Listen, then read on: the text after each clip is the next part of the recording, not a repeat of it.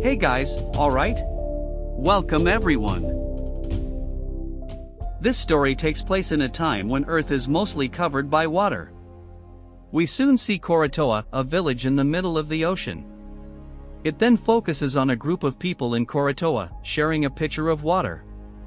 Unfortunately, it's not enough for everyone, so a guy named Timur gives his share of water to a child.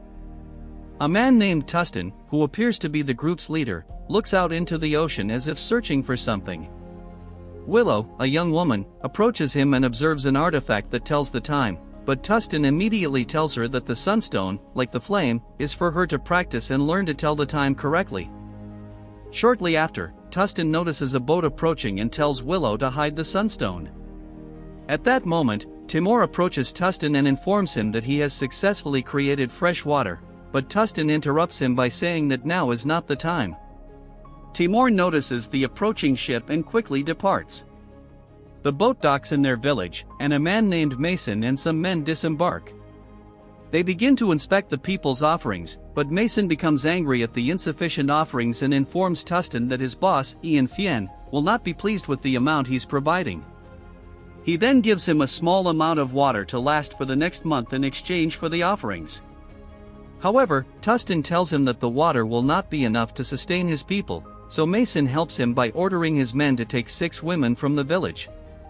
Willow immediately grabs a knife, wanting to confront them, but Timur quickly stops her and urges her to hide, saying he will handle it. Tustin, on the other hand, attempts to negotiate with Mason by offering himself in exchange for his people, but Mason ends up hurting him instead, rejecting his offer. Soon, the village descends into chaos, and Willow is captured by Mason's men. Seeing this, Timur attempts to assist her, but he is halted by a woman named Shaun, who tells him it's too dangerous. Meanwhile, Mason ties up and hangs Tustin on the edge of his boat. He then throws a device into the ocean, attracting some sharks. Using his electronic gloves, Mason begins to control the sharks in the ocean, making them devour Tustin and attack the other villagers. Mason then demands that the village double their offerings next time, or he will capture all of them and deliver them to his boss, Ian Fien, for a worse fate. He and his men then depart.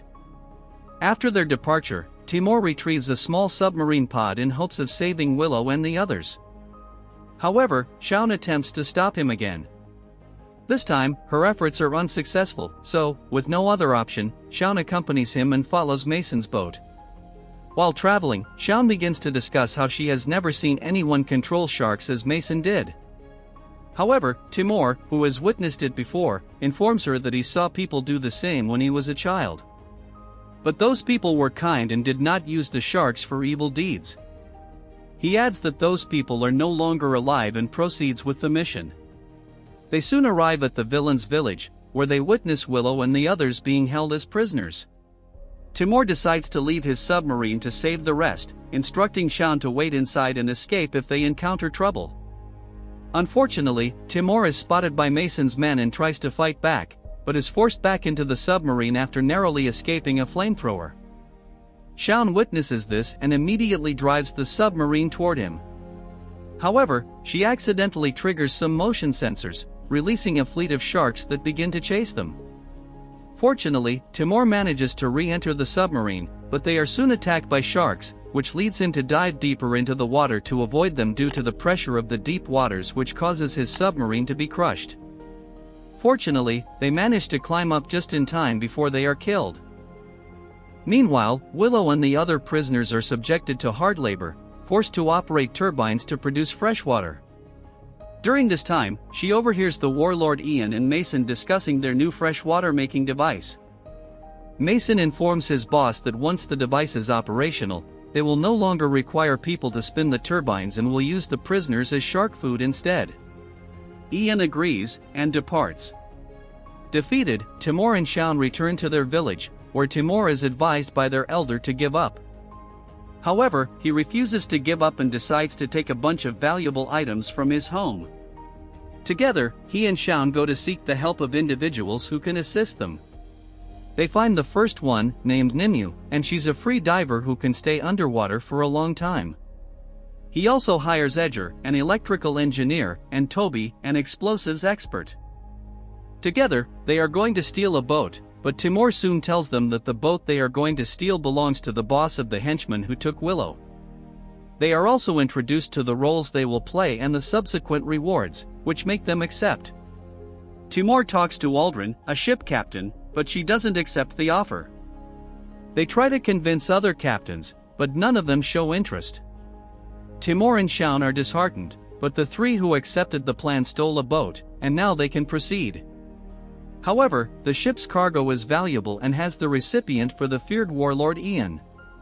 So, Timur calls his fortress.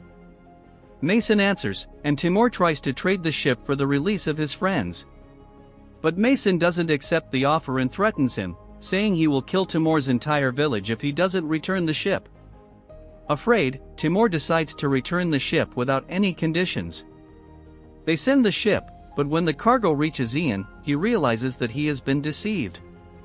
The Koratoa village sends a message to Timur, warning him to return Ian's cargo. Timur discovers that his hired team stole the valuable cargo for themselves. However, they explain that this action will delay the killing of humans that Ian needs to operate the machine. They add that they have placed a surprise for Ian inside the ship. Toby, who loves exploding things, placed surprise bombs, and when the time comes, the bombs explode. This enrages Ian, and he sends a message to Timur and his people, stating that he will kill them, using a large number of sharks underwater to destroy them. First, he sets an example by having Mason control the sharks to eliminate a person while Willow and the other prisoners helplessly watch. Timur and other people like Aldrin on the line hear the screams. After that, Ian orders his men to throw Willow into the ocean. After they do, Mason controls the sharks to attack her, but somehow, the sharks don't attack her. We see a flashback of Willow, where her father left her the Sunstone artifact, which would help her and protect her. This incident makes Ian realize that Willow is special, so he takes her somewhere else. Timur, who is on the line, hears this and calls out to her, but Ian offers him a last chance to save everyone by asking him to deliver the items to him. After he gathers the items, he decides to give up and asks his teammates to leave. But at that moment, Aldrin approaches them, and together with the others, they convince Timur not to give up. So with newfound hope, the team thinks of a plan to fight back. Using Aldrin's boat, the team travels to Ian's village, hoping to rescue everyone and take down the cruel warlord. Meanwhile, Ian goes to talk to Willow and asks how she can control the sharks without any device, and this reminds him of a man a long time ago who did the same, showing that he had some kind of power that controlled the sharks. But she tells him that she doesn't know how, but the warlord doesn't believe her. So he puts her in the water again, this time with a tiger shark, and threatens her with it. But she still doesn't say anything, so he threatens her once more by sending Mason and some men to take the Koratoa people hostage. As Mason and his men wait near the Koratoa village for their orders to attack, Ian gets the idea to place sensory devices on Willow's head, hoping to learn how she controls the sharks.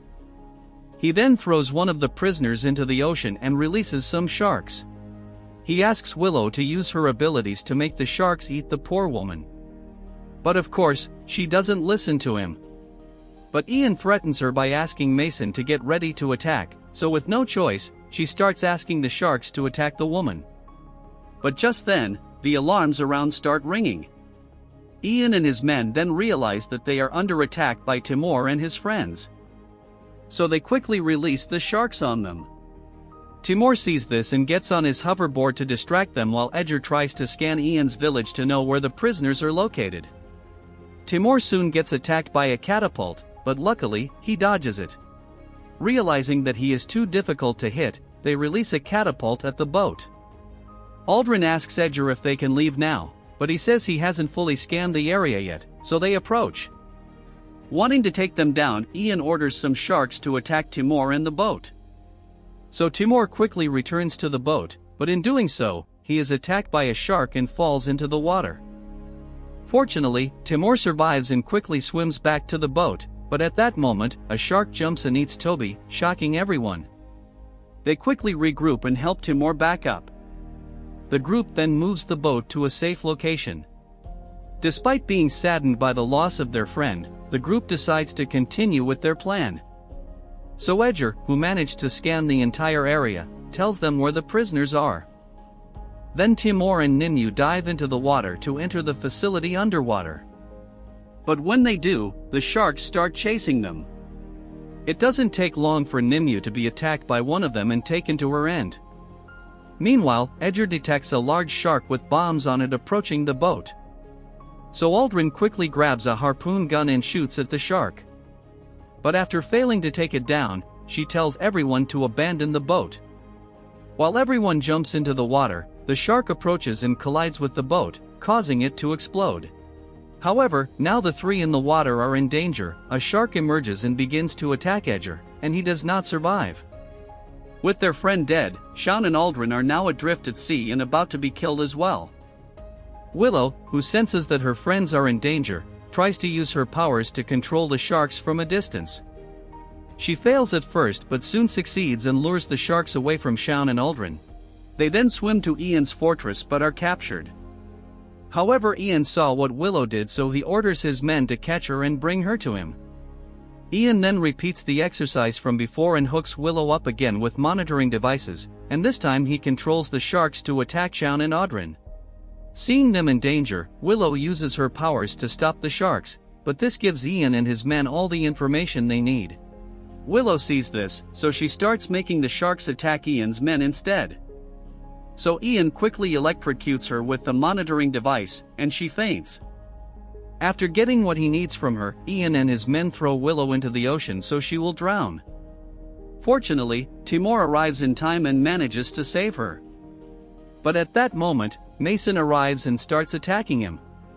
Timur is soon overpowered by Mason, and just when he's about to finish him off, Willow wakes up and makes a shark eat Mason, saving Timur's life. The two of them then pick up Sean and Aldrin on board, and together, they go to release and save the prisoners. After they do, Sean and Aldrin decide to split up to find some treasure while Timur and Willow escape. But at that moment, they are stopped by Ian and fall into the water. Soon, an army of sharks attacks them, but Willow uses her powers again to stop them and makes them attack Ian instead. The movie ends showing some time later, with all of them returning to Koratoa, where Willow is trained to control the power she has and is crowned the new Queen of the Sea.